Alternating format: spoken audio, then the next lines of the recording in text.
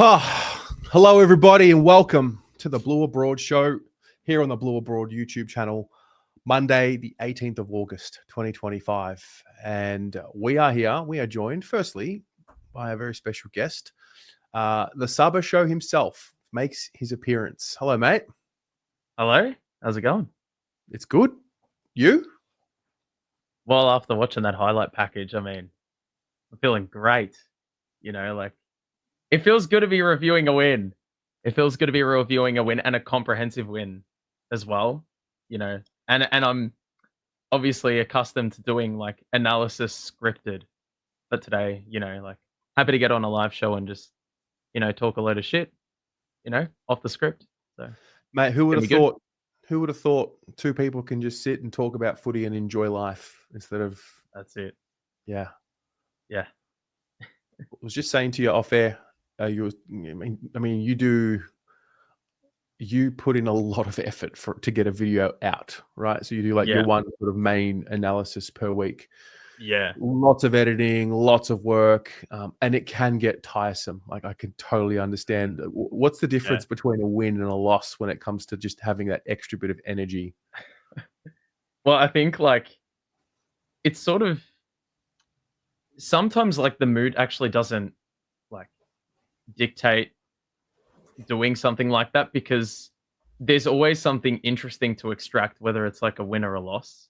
Like if you win, obviously you want to see how it happened, but in losing, there's also a way to how that's also happened. So I guess there's like intrigue that comes out of that. But of course, it's a bit more of a drag when you just, it's always a downer.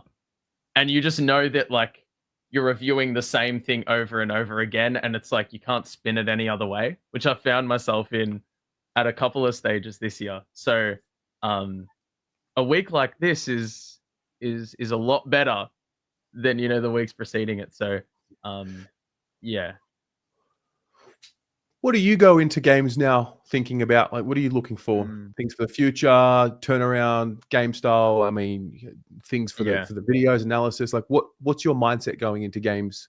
Yeah, I think just knowing that we're still progressive, like it's not a lost season. Like, there's got to be extractions out of each game, and like the season is not done yet, so there's always, you can always put in a little bit of extra work which you can carry into the preseason. We touched on it a little bit with like Cooper Lord seeing what he's done, Frankie Evans seeing what he's done. For like especially Frankie, like he's on a 1-year deal, so there's like a lot to gain out of him performing for like in terms of like it impacts how the team plays, and then of course long term for him, it gives him a bit more security. So there's definitely a lot to get out of the remaining games. So I think that's sort of what I'm trying to see. Like those little extractions that we can just cling on to and carry those over the next season and hope that they actually carry over the positives. Fair. Well, we're going to get stuck into it. We're going to talk about the game. We're going to happily review Saturday because it was a good time. Good time at the footy if you were there, if you were at home. We're going to talk about the issues that have come out of the game. There's a few things happening outside from the game as well, which I want to unpack. There is a proper Elijah Hollands update, actually from the man himself, which I want to get to tonight. We can start, dissecting that a little bit. We've also got a giveaway to do, which I promised. I have a team signed Guernsey that I'm giving away. And I said, well, when we win a game, when we win our next game, I'll make it available. So obviously that was on hold until 2026 if we didn't pick up a win the next 2 weeks. I got excited after the Melbourne win, and I think I might have announced it then. I'm like, all right, guys, next win, and we'll give away the Guernsey. So at the end of the show tonight, we'll be spinning the wheel of names. So if you would like to enter the giveaway, everyone is more than welcome to. I'll put the link in the live chat. If you are a member of the channel, you automatically have entry. But we'll do that towards the end of the show. And yeah, Saba, why don't we begin? Let's go. Let's do it. So I'll get you to unpack the game. mean, I know that you haven't put your video out yet, but we'll get you to unpack the game and the themes that stick in your mind. Yeah. And when you do that, those of you watching at home, what was your summary of the game? Oh, you know what? We'll give you one sentence. Give us a sentence in the live chat for your summary of the game. Sabu, you can have as many sentences as you want. Yeah. I mean, like, you think, like, the first thing you gravitate towards with the game was that little patch in that first quarter, or really this, the start of the first and the end of the second. Because really, in between those two periods, we were lacking goals. There was like a bit of a goal scoring drought sort of thing. And then like I feel like, yeah, the third quarter things dropped away, and in the fourth quarter the game was almost sort of gone. But at the same time, it still felt like we hadn't taken our foot off the gas. Maybe Port had, but like I think a real positive out of that is, yeah, it'd be very easy for you to just disengage entirely. In round 23, you got nothing to play for. You're up 60, but I still felt like we were bringing, an element of pressure at certain stages. Like, even I think was it the fourth quarter where there was that Matt Carroll chase? Oh, the chase down where he forced the turnover? Yeah. Yeah. Stuff like that. Like, we're still doing those sort of things when the game was already all said and done. So I think, yeah, there's a lot of commendable performances. The kids were pretty good. Like, Billy Wilson really grew into the game, I felt. And even, like, obviously he's been a scapegoat, or has he really? No, he hasn't. But he's being highly criticized, like Mott's. He's copped it a ton this year at selection. He's not been safe on Instagram, but he's been, like, in that game specifically, I feel like not many people would pay attention because his stat line isn't appealing. But he was, like, his hunger and tenacity to go for the ball, even in that fourth quarter, it felt like he was at like the bottom of every contest. So I think even little things like that sort of slip through the cracks when you see, Harry kick 7 and have 20 touches and 15 score involvements and all this, and Walsh's return. So I think, yeah, it was a pretty well-rounded performance across the board. Yeah. I can't help but think, I mean, when I think of what was the theme of the game, I can't help but continue to just come back to the attitude. So the attitude of the collective, the attitude, obviously individually. When we talk about, the team performance, I think John Holden sort of mentioned it here. It was a team performance, not a me performance. Just the appetite to want to compete when, it's round 23 and, there's no finals to play for. Ken Hinkley actually mentioned pre-game. If you watch the replay in the promo, I think it was pre-game comments. It might have been from the press conference pre-game. He was saying how it is important, when you're not playing for finals, to springboard your preseason with some good form. So, I think at the end of the day, Carlton just, set the tone early and, really just, I actually thought we stunned Port with the way that we started and then just did not let them get back into the game. And Gav, this was the other part. So, like, to cap it all off, the team performance, you got this newfound language that we heard from Sam Walsh. Just go out there, simplify it, do your job, play good footy, block out the noise, and get back to work. And I think hopefully it's a sign of things to come. No, absolutely. Like, I feel like even in, like, that little second quarter patch, when, like, they sort of started to bring it back their way, I think they kicked 4 or 5.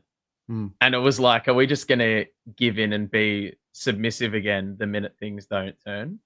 But, like, we then kicked a couple of goals just to, like, give us that breathing space again. And it wasn't just that, but we kicked like 6 in a row. So it was like, that was a proper response. So I think that sort of really shows off the no bullshit attitude. Like, we just weren't tolerating it. Just went to work, did our business. get to work, Yeah. do your job, keep it simple, frank the tank. I don't know if you watch the ratings, but we do them every week, and just I mean, it's just been like a tough year to analyze as supporters, because I mean, look, at the end of the day, I mean, we're just on this side of the fence, right? So we're not experts. We're not the players that go out there. Like, the reason why people like you and I have something to create content for is because these guys go out there and play the game that we love, and the club exists. So, it's just been difficult to continue to sort of go down that hole of disappointment. So yeah, just for a fresh change of energy, I think was the real story of round 23. Yeah, I think even, only 24,000 or 25,000 fans pulled up, and it's like, at this point, it's like a real drag. Like, slowly, it's just descending in the amount of people that are pulling up. And they need a bit of reward for the commitment, myself and yourself included. Just for still having that unwavering commitment to the club. And when those, like, each goal was going in, especially in the first half, like, it was, it had an atmosphere that didn't, that outweighed how many people were actually there. Yeah. That's what we do. That's what we do as the Carlton faithful. We are loud and proud. Whether we're loud and proud when things are going well or not going well, we are definitely heard. Have you noticed in some of the language that gets spoken about in the last few weeks, like, there's this hint that I'm hearing, maybe I'm reading too much into it, but there is this hint of acknowledgement of the positive noise and the negative noise. Do you sense it? I think there is a component to that. Like, obviously we're outside the four walls, but when you hear stuff like, the no bullshit mentality, it's very candid. Like, I don't feel like we'd be hearing that sort of speak earlier in the year. It was very just, like the stock standard cliche stuff you usually hear. So I think even just a little bit of authenticity goes a long way. And probably a bit of acknowledgement now that the season's done. And maybe, do you think there's like a component of, like, there's less pressure now, so it's almost like they can go out and say those sorts of things? Oh, maybe, like, potentially. I think the performance on field has a bit less of a mental pressure to it. Maybe also because the clarity around the decision with the coach. So obviously the decision that, they're going to keep Voss and let him see out his contract, which will end at this point at the end of next year. I think that's had an effect on everyone, even I mean, from my perception, which is ultimately just a guess of what I'm seeing, but I just see a much calmer demeanor in the face of Michael Voss, which I think has trickled down into the playing group. You couple that with the sprinkling of youth who have really started maturing before our eyes. Like, I mean, you talk about a guy like Lockie Cowan, for example, who, since he's come back, he's played 7 games since he's come back from the, mid-season injury, and he played a game in the VFL, I think. We had the ball 20 times, 4 of the 7 games, and 16 or more times, 6 of the 7 games, like, really taking it up a notch. I think Matt Carroll is about to have his little bump up in form as well. That might carry on into next year. So it's like a perfect storm for sweeping change. Yeah. And it obviously creates dilemma within that as well. I think, it asks so many questions about what lies ahead in the next 6 or so months, because it's like, who holds their spot? Do you want to, like, hijack the natural progression of like some of these youngsters that they wouldn't be getting with the amount of injuries that we, or without those injuries that we currently have right now? So I definitely think it's a positive issue to have, because earlier in the year we were saying we got depth problems. And next year we're probably saying, there's some players that are pretty stiff to not get into the 22 based off the merit of what they've done at the back end of the year. So yeah, there's been some good contributions. Of your reviews this year that you've done and Mhm. your analysis, Mm. what has stood out to you in terms of a theme? Yeah, like holistically overall. Yeah, like as in you've done about Yeah. 20, over 20 of them 22. this year. Yeah. 22. So Something like what do you think is what's the theme that's come from them? Put me on the spot here. It's a I good need question. ages for this. Yeah, it's a That's what great we want. question. No, I think the big thing is more just in our losses. Like, obviously, it was very similar in formula, the way those losses have come about. Um, but as the season's worn on, I find myself sort of giving it a bit more leeway in the way I like review things because obviously there's youngsters that maybe are trying to bite off a kick that, you know, like good on them for attempting it. Whereas like earlier in the year, it was like these players are dropping simple marks or they're not Mm, communicating and, you know, they're not hitting targets that they should be able to hit because they've been in the system 7, 8, 9, 10 years. So, um, really, like the fundamentals are just the overlying thing because they've been an issue all year round. And I think that's why it was so refreshing to see a game on the weekend, because, you know, we were seeing youngsters like hit targets at like full pelt. Like, yeah, the Billy Wilson one to Ock, I think in the third quarter or something like that. Like, that was, yep. he sprinted out, like full stride, kicked the ball, and Hock didn't even need to like stop, like hit it full pelt. And I'm like, you know, that shit we haven't seen all year. It's been so difficult to execute, um, which sort of baffles you given the AFL players. But um, yeah, I think that was really welcomed on the weekend. So hopefully, fingers crossed, the more of that. But I would have to say that's probably the theme, Yeah. the fundamentals. Interesting. Yeah, When Mm. you analyze and you watch the ball movement and the Yeah. angles that we cut or don't cut, did you notice a difference on the weekend, or have you noticed a change in that over the last couple of weeks? Mm. I think. Well, watching the game on the weekend, it felt. I think it sort of ties in with the fundamentals as well, right? Like, it felt like we were moving the ball quicker because we were more decisive. We looked more sharp. We were Mm, hitting targets. We weren't like, I think there was a play maybe in like the second quarter or the third quarter, and it was Port doing a splitting image of what we've done for like weeks, where we make the right movements, like we'd take a mark out of D50, like a contested grab, would switch the play, but it'd be too slow. And then like we'd miss a target, and then I think Weeders absolutely belted the crap out of it into like row Z. Um, but like it was so easy for us to read that play.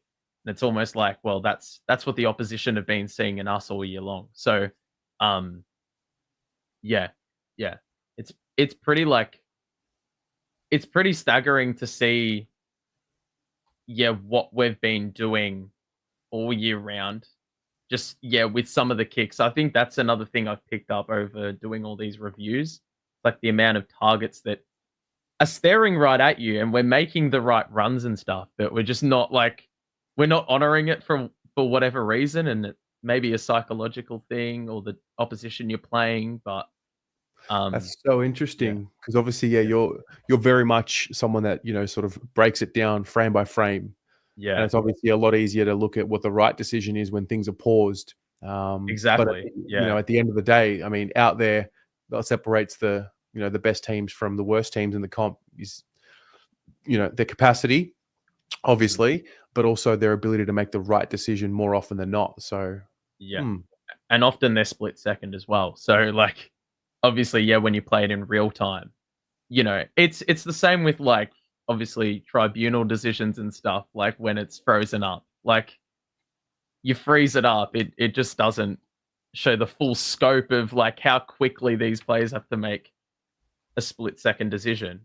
And hmm, often times they don't have the time to like, pull out of them running full pelt at the ball.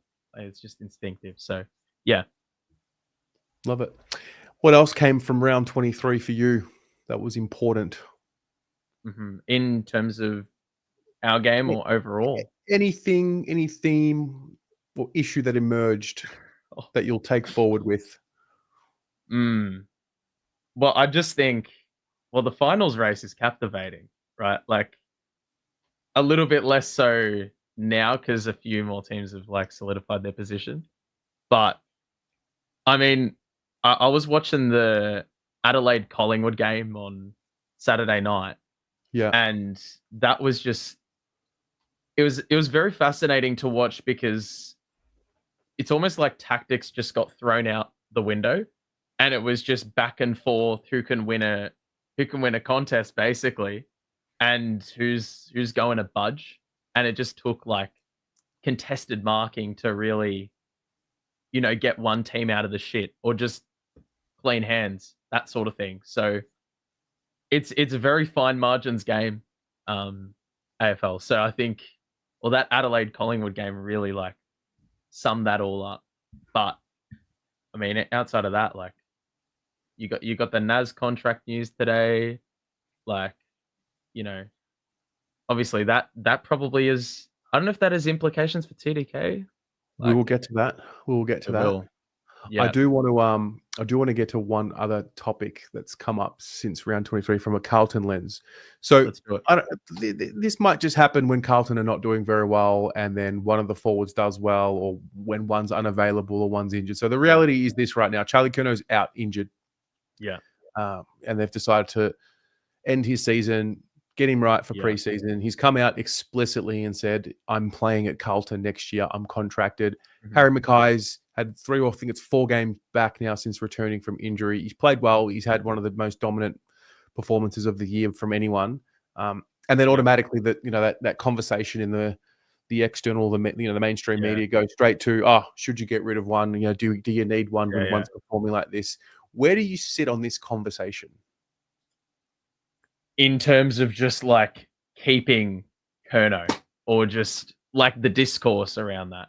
The discourse goes from anything from, hey, do you think we need both, to do you think we need one over the other, to do you think we can see what we can get for one of them and like build around the other? Like, do you believe it can work with both of them? Do you believe only one should be there? Do you believe, if so, which one? I think both have got to be there.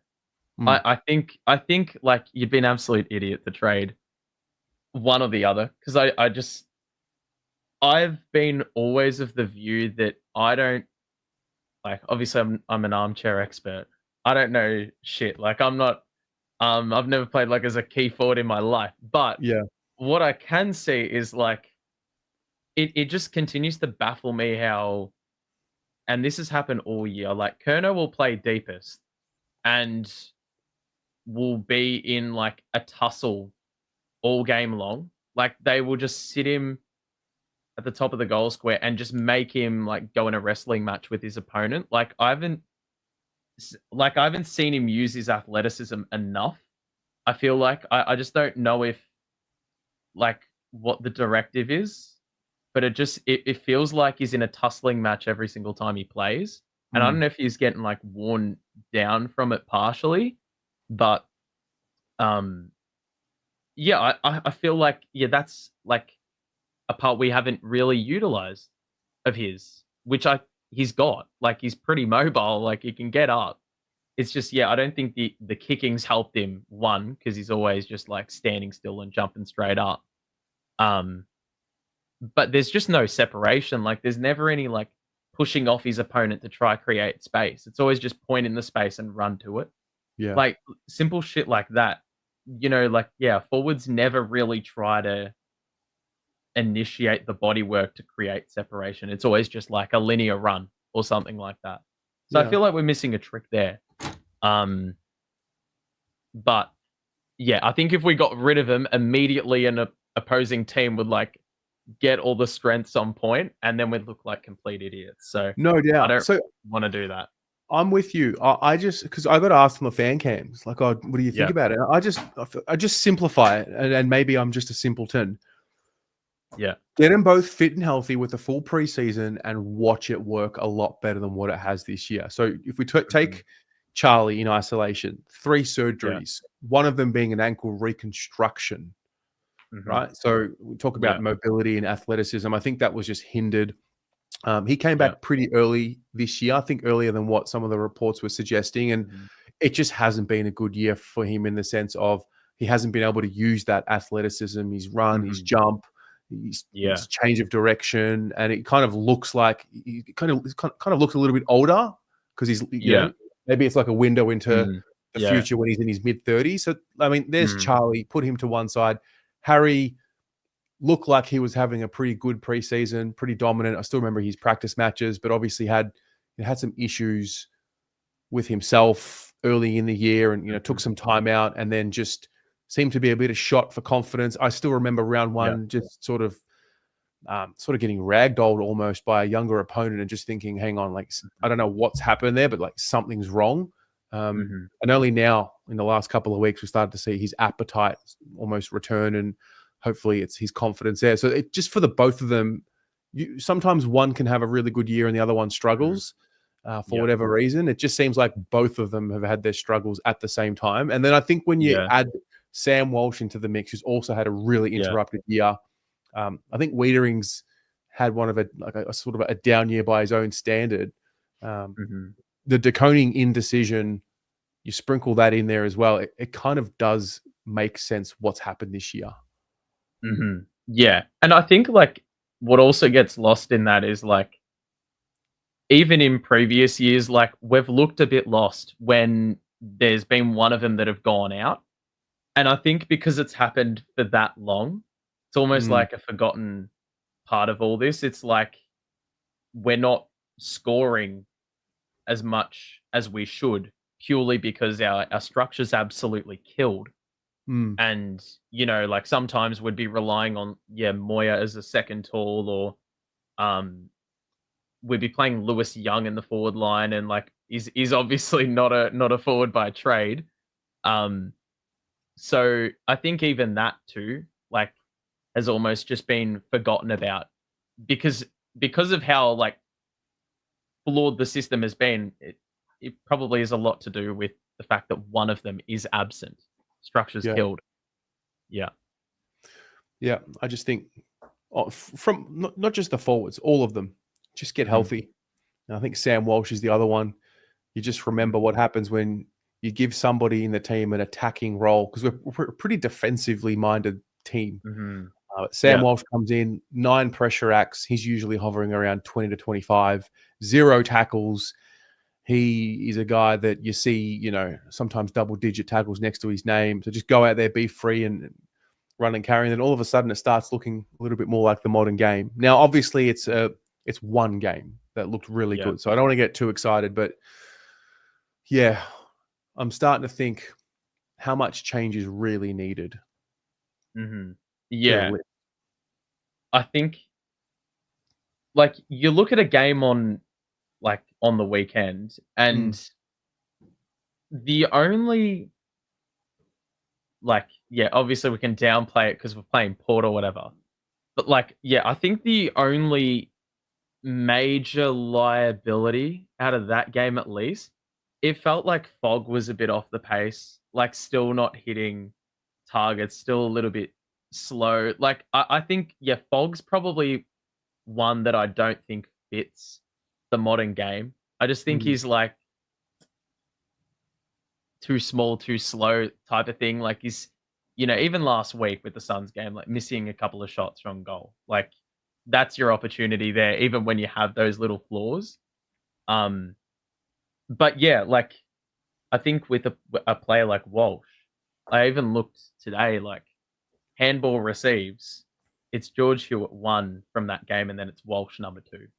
And it's like outside of those two, I think it was the wingers. So the wingers naturally outside runners, but we really need someone to just dash from the contest and, get on the end of that handball after our first possession.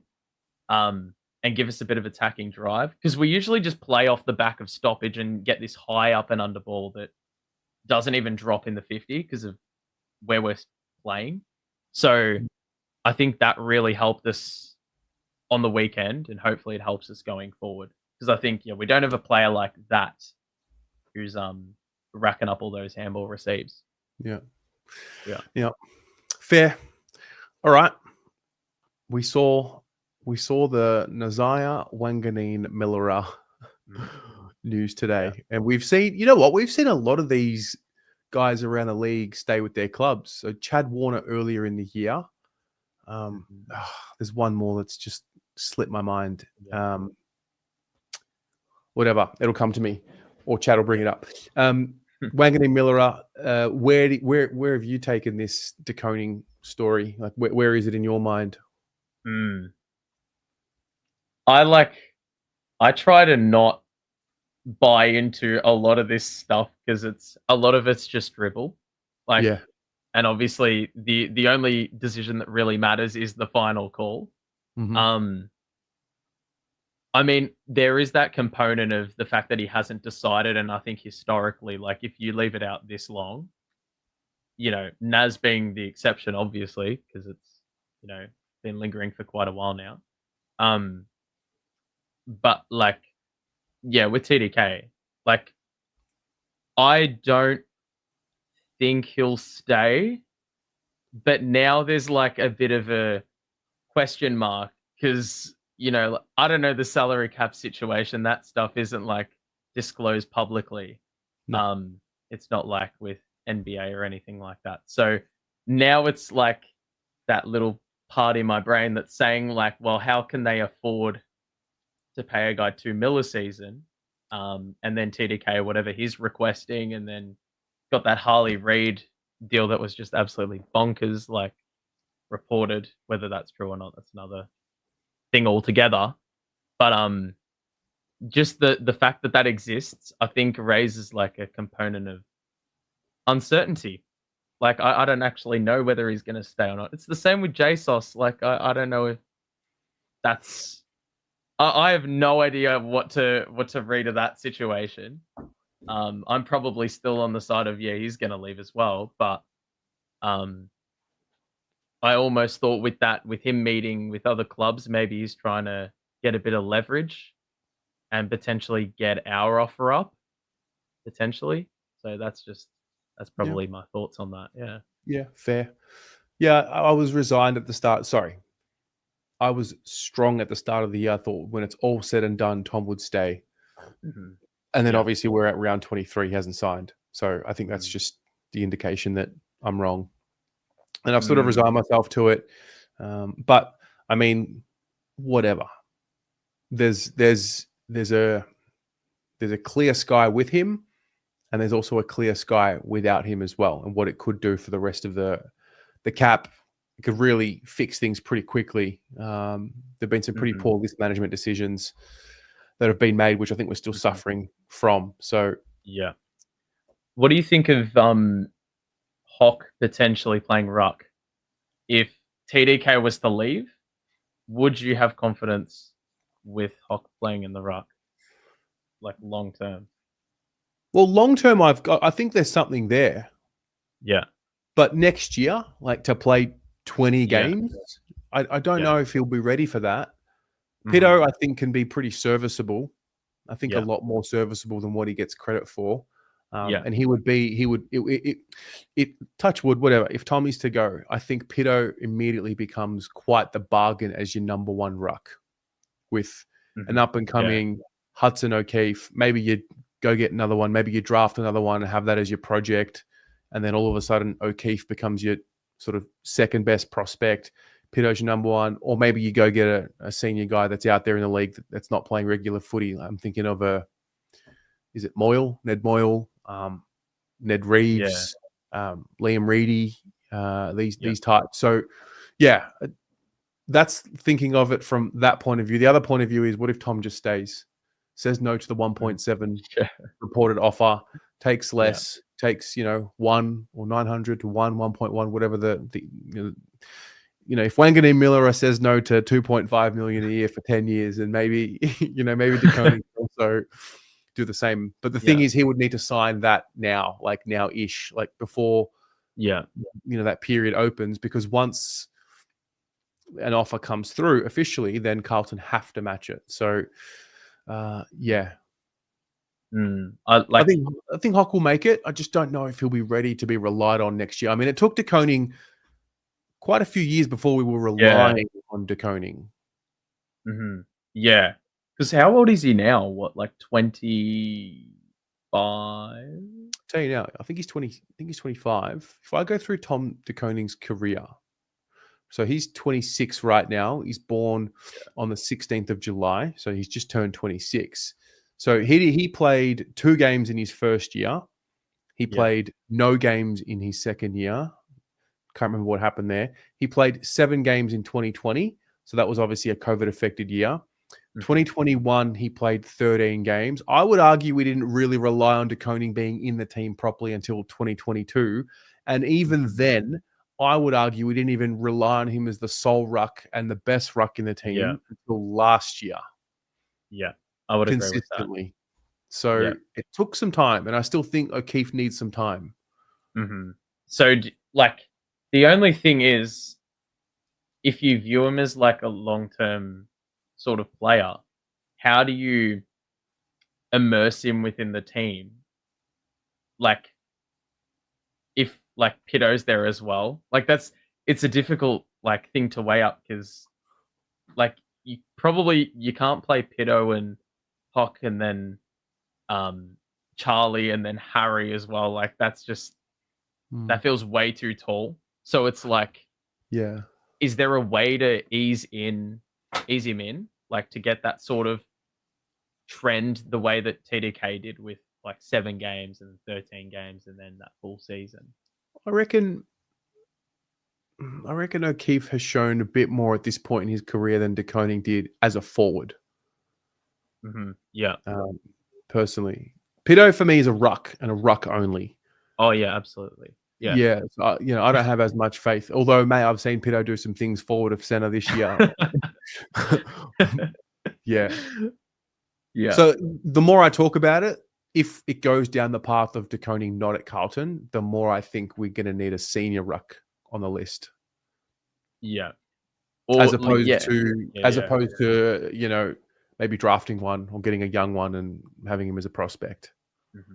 Because there's always that big issue whenever Pito plays, and there's like a specific type of ruck that he comes up against. He plays like 50% game time, and then like we're 1 down for 3 quarters, and then he gets subbed out, and it's like, well, what was even the point of him playing? And then he'll play like 10% forward, and you'll cringe when he goes forward. So yeah, I think it's a very sort of good conundrum to have going forward. Because O'Keefe, I couldn't have anticipated that, like heading into the year. I couldn't have anticipated a lot of things. If you had to guess, so there's a lot of talk around who's not going to be at Carlton next year, right? If you had to guess for one of the stories to eventuate with the said player staying, which one would you guess?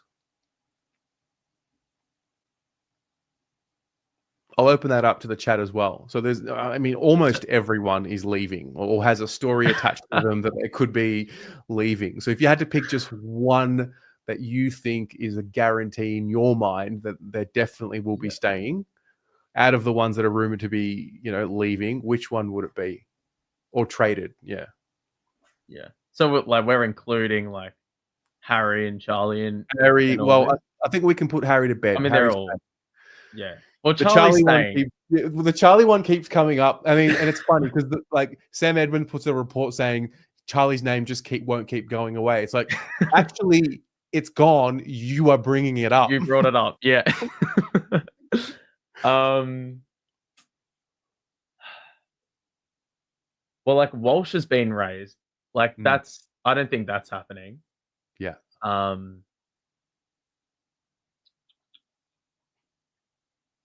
I mean, like the burning question is like, TDK or JSOS. If I had to answer that question, which one's more likely to stay? I don't even know what to say.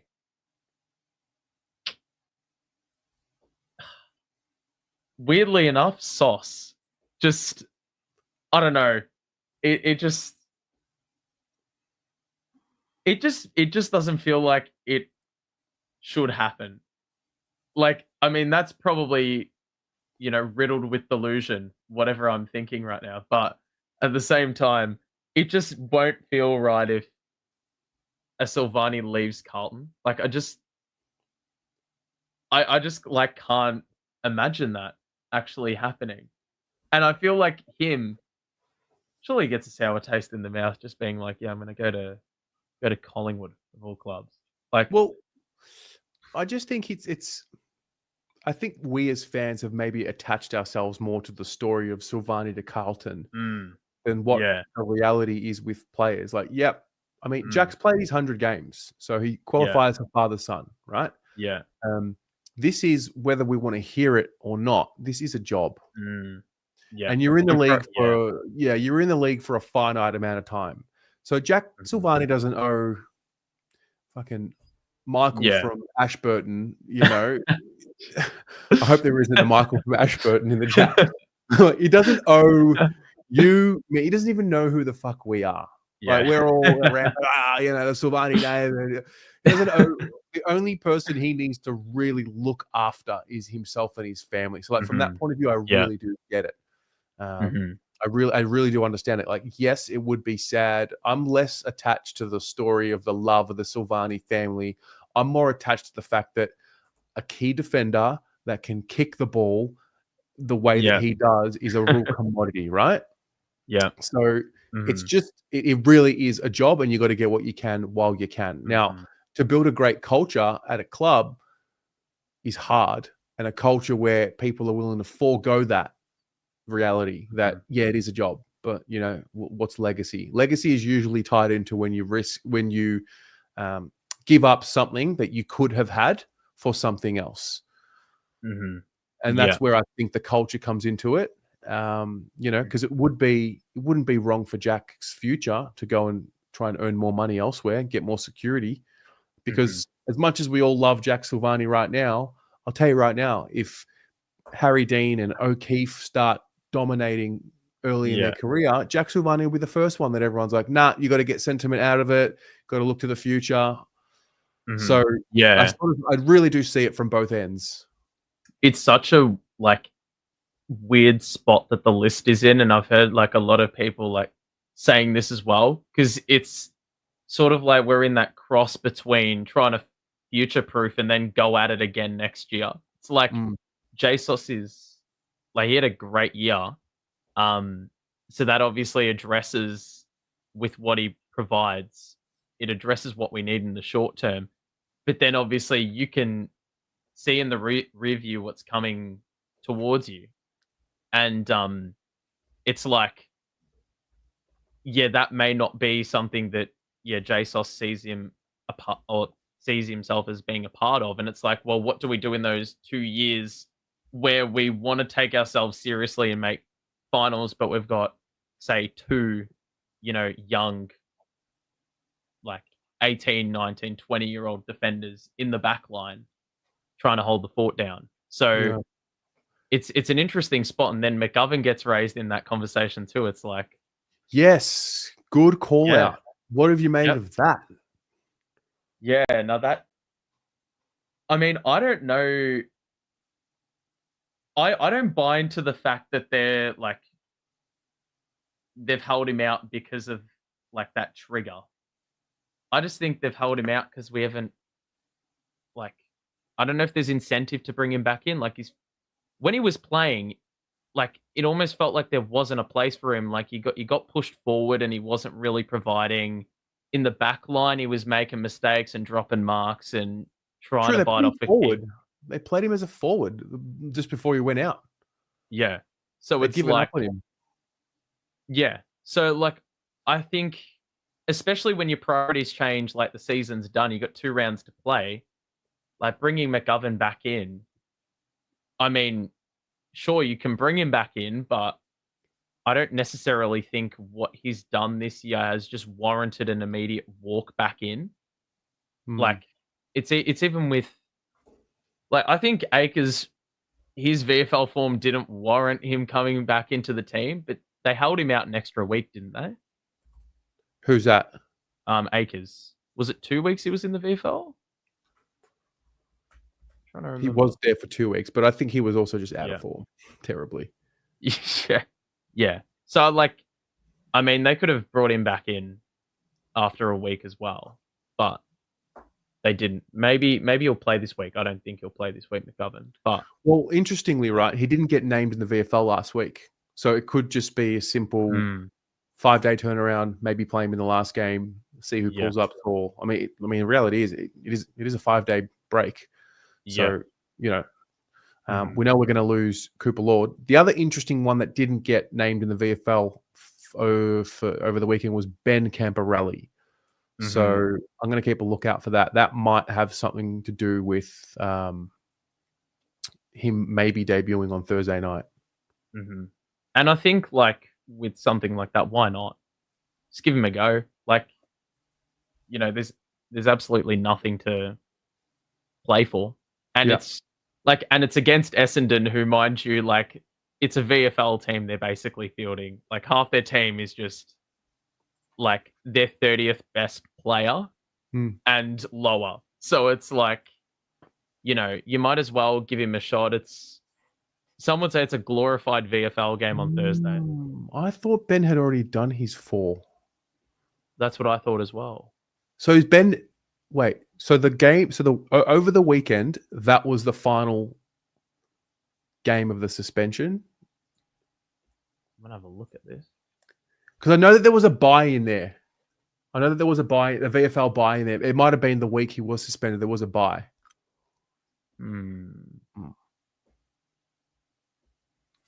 Anyway, I have one more bit here to get through. Elijah Hollands. All of a sudden, there's a renewed conversation around Elijah, which has just come out of nowhere. So there's 2 bits here. First is this: Elijah actually made an Instagram post. Obviously, 25 has had a couple more downs and ups. However, there's been lots to learn, and I'm very excited for the next chapter. Thanks to everyone who's been lending out ongoing support. This part is important. Please don't believe everything you read on social media, by the way.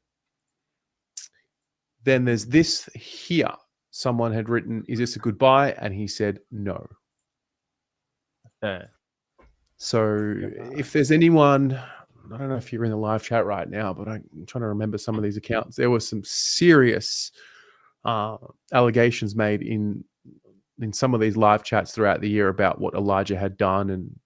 And I hope that these people were speaking, or, were genuinely speaking. In fact, I know that they weren't, but I hope that there's an apology coming Elijah's way. If maybe he just needed to get his shit right. Maybe he just was struggling. Well, yeah, I mean, obviously you don't know. Like, a lot of it's just, it's simply assumption based. It was the same with Harry. Like, we didn't exactly know why he was out for as long as he was. But yeah, I mean, some people just need that renewed, like, it feels like a bit over the top to say, like, lease of life, but maybe that's what Elijah sort of needed. Because I'm not gonna. No, go ahead. Reality is this, right? These guys are just average human beings. Yeah, they're people who happen to have a specific skill set in a game that is only played professionally in one sport in the world. That's it. We prop them up as this thing because we project the Carlton Football Club to be this thing, this grandiose fucking thing. Now reality is reality. We've struggled without Elijah. He fills a need that we need on the field. He's got attributes that's going to, help the team. But the other reality is that he's just literally a normal human being who suffers from the realities of life and whatever's going on, which everyone does. Everyone's got some sort of demon inside them that they're dealing with, whatever it is, whether it's, something that happened early on in life or something that didn't happen early on in life, which is, not given them the resilience bone in their body because everything was given to them so easily, that sort of thing. So whatever, it just sucks, and it's just unfortunate that it's happened in a year where everything seems to have gone wrong. I don't know what the future is going to hold for Elijah, but what I do know is that he's a mighty good footballer, and if he can get on top of whatever he needs to get on top of, he can really add value to the team. And, this is the thing you weigh up as a footy club at this point. Is it worth the risk? Is he going to be okay? Can he get through it? And that's going to be done by people who know more than what you or I do right now. Yeah. And I think just with the way social media is, like, it's once something is said, like the echo chamber just elevates that rumor or whatever's said, and it's like it's like social engineering. Like, people latch on to what the majority of people are saying. It's even like the Rosie rumors. Like, was it last week or? Oh yeah, that was. Isn't it? Yeah. Like, isn't it? It's a theme, right? Where there's either poor performance from a team or where a player's struggling, out of form, they're out. The worst of the worst creativity comes out in the form of rumors. So we've had a few with the Carlton boys, so Harry and Elijah. Like, the worst of the worst rumors have come out online because of it. Yeah, and creativity's gone another way. And then like Connor Rosie, like that was pretty. That's pretty savage stuff to even like create. Like, imagine being the creator of that rumor.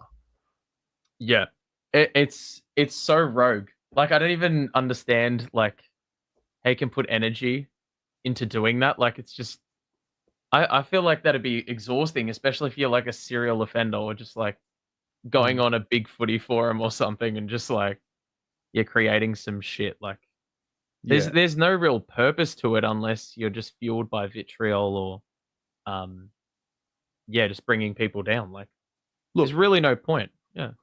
Look, I think sometimes we can get a false sense of authority. But ultimately, we're just out here throwing out opinions and guesswork. But that's also what makes the game what it is. You have people that want to talk about it. So it's like there's a beauty, there's a beauty and a darkness to absolutely everything. So reality, like I said earlier, this whole no bullshit mentality is important. Can you handle what's going on in your life and get on the park consistently and be available? Yes, no. If yes, great, back him in. If there's doubt and if he can't, then maybe it's best for both to part ways. I don't know what happens. I know he's contracted, so there's that. Yeah. Well, maybe even within that no bullshit mentality and the timing of the post, maybe it's almost his alignment with the no bullshit mentality as well. Like, he's almost ready to reset as well. Like, it could be a component to that as well. That's just me doing guesswork, as we just said, but like there could be something in that. I don't know. We will see. We will see. All right, let's talk about. Man, it's the last game of the season. It is. It's happened so quick. The season or the year flies when footy season's around. It feels like yesterday we were getting towed up by Richmond in that third, fourth quarter. My God. The reality of the last game hits and it. Yeah. Because you know what I know comes on the other side of the season? I don't know.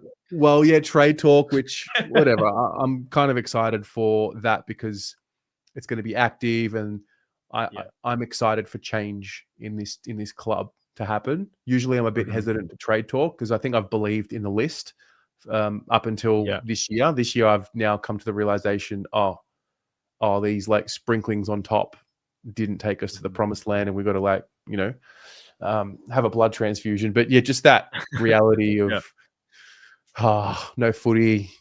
You got to look at yourself again in the mirror and reassess. It's like, oh fuck.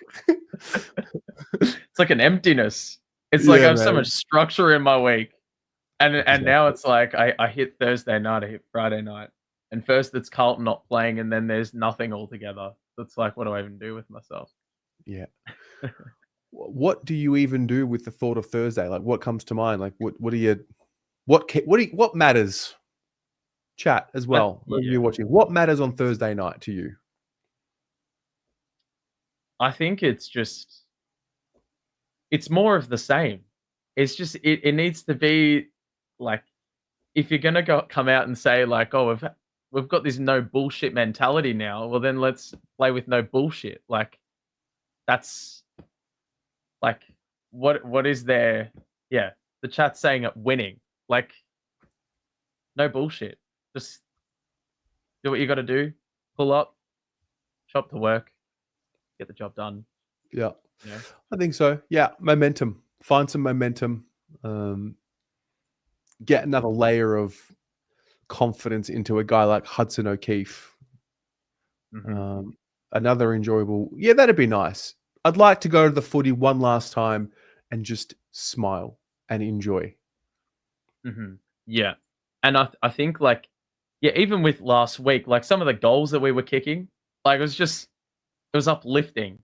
You know, like Frankie's little dribbler in the first, like Harry plucking it out of the ruck, doing some bullshit. Like that's happened to us a couple times this year. Like I think Witts did it and Kieran Freaks did it at the same ground. It's like fuck, you know, the luck needed to turn at some point. And like that footy was bouncing in all sorts of directions on the weekend, but it always seemed to land in our lap.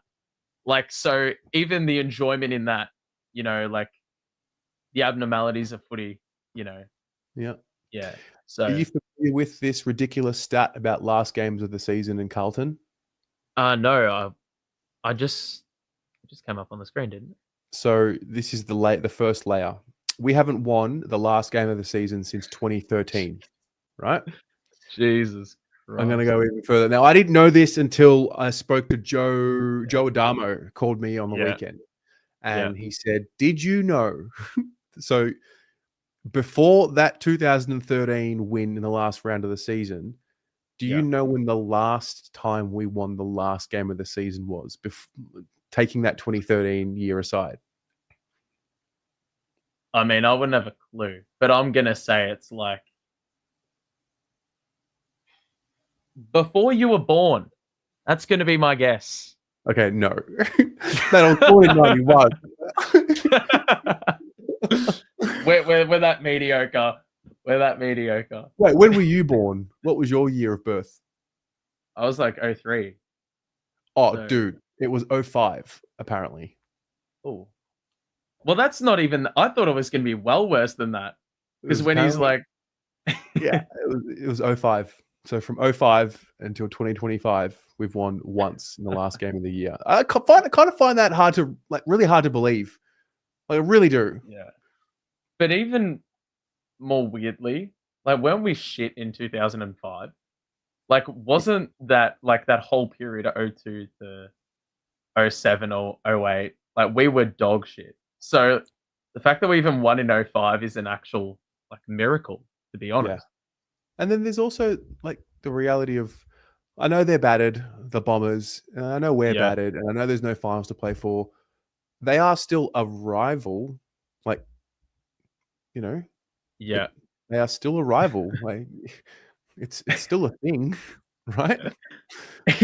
It's actually like, I think I said it before, it's gonna be like a glorified VFL game that's for some reason at the MCG. Yeah. It's gonna be like a curtain raiser, but like it's actually for premiership points. I don't know how many people are gonna pull up to the ground, but it's like even the discussion with my mate, like we're trying to like find the proper enjoyment side out of going to the game. Like we're gonna sit on the top row of the MCG or something like that, just to take the absolute piss. Yeah. Like, you know, I think like little things like that, just gotta make your own fun, I guess. Like, mate, I'm with you. Yeah. All right. Sabah, would you like to give away a 2025 signed Guernsey with me? I would absolutely love to. All right. Let's do it. All right, ladies and gents. Danny, I see your entry. I'm going to close entries right now. Entries are officially closed.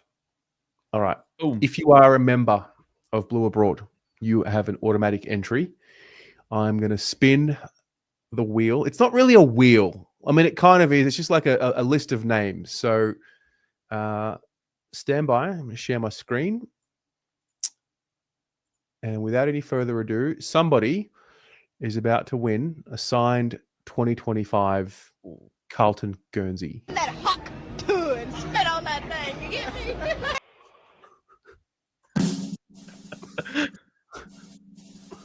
I'm a child. You enjoyed that. I really did. Oh.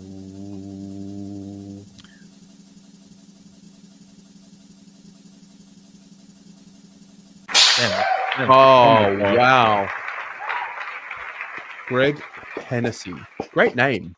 It's a great name. That's a great name. Do you think he'll pick up the phone? I'm not a gambler, but I reckon he is picking up. He'd want to pick up. He would.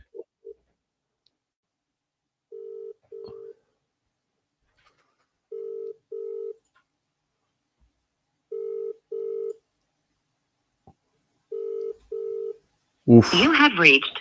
Oh, no.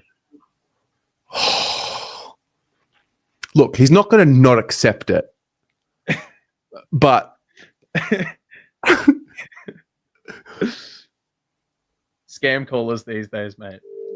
he has to pick up the phone. Greg.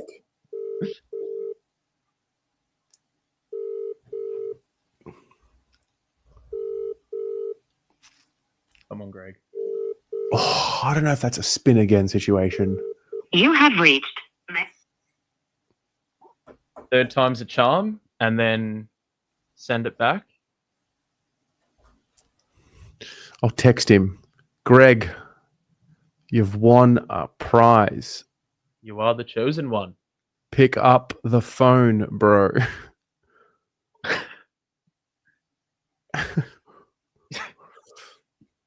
Jesus Christ. I swear this happens every time. It does, man. I'll try one more time and then anticlimax.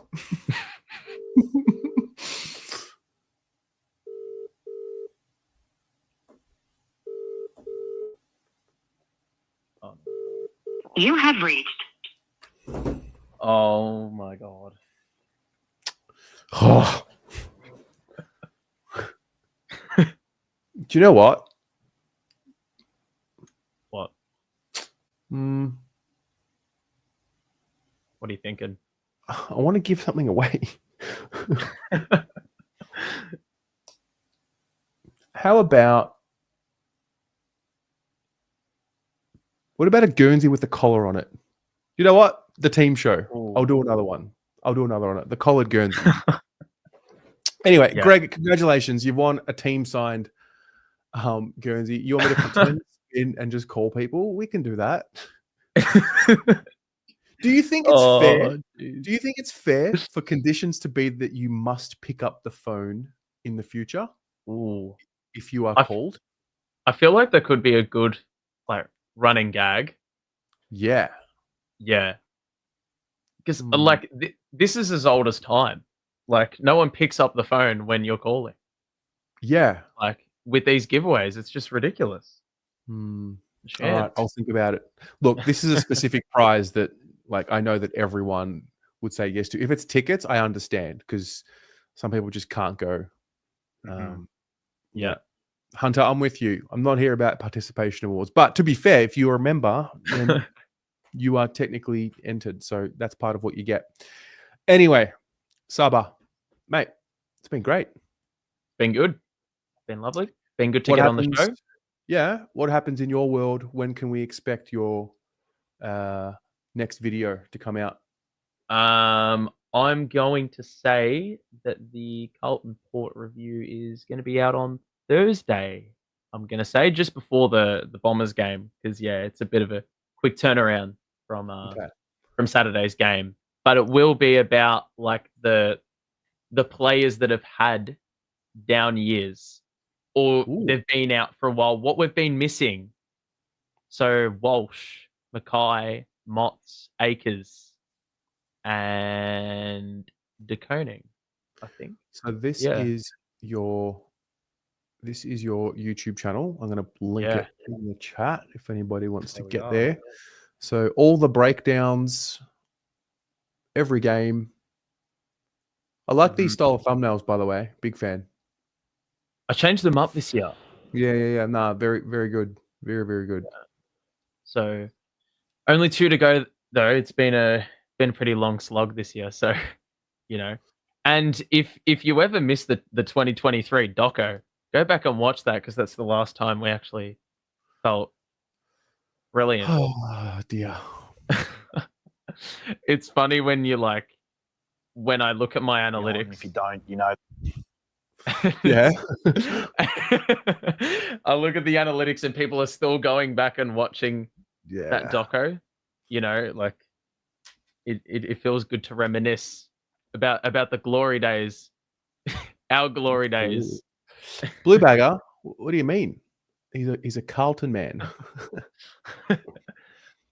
As shown by the Judd and Murph on my wall. Get on it.